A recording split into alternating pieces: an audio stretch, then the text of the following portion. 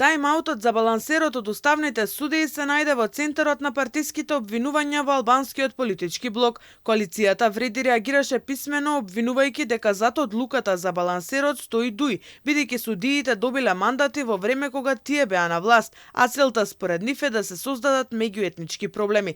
Велат дека се подготвува закон за правишна застапеност, за кој Зијадин Сило од Алијанса за албанците најави дека ќе го поддржи, доколку целта е унапредување на правата на албанците. Тој прв застана на говорница во собранието и одлуката на Уставниот суд ја нарече скандалозна, иако се согласува дека балансерот се злоупотребувал.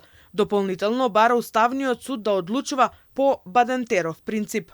Не дека не беше очекувано од наша страна, бидејќи како што повеќе е јасно дека најавата за овој исход што се случи во Уставниот суд беше најавено од еден од челниците на ВЛЕМ неколку дена пред да се случи укинувањето на балансерот, и јас имам една порака до нив. Повеќе од јасно причината зошто се дел од власта, не почитувајќи како губитници и не почитувајќи го легитимитетот.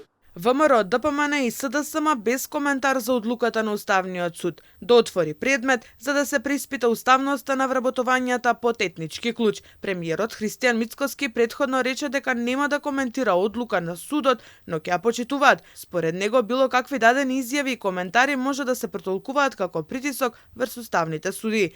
Уставните судии ќе побараат мислење од собранието, владата и Министерствата за администрација и за политички систем, кои заедно имаат донесено методологијата за вработувањата во администрацијата според етничка припадност. Рокот за изјаснување е 10 до 15 дена пошто ќе изготват реферат. Тие што распишуваат или веќе распишале конкурси треба да се проверат, ако содржат некои од оспорените одредби, да не преземаат ништо до конечната одлука на судот.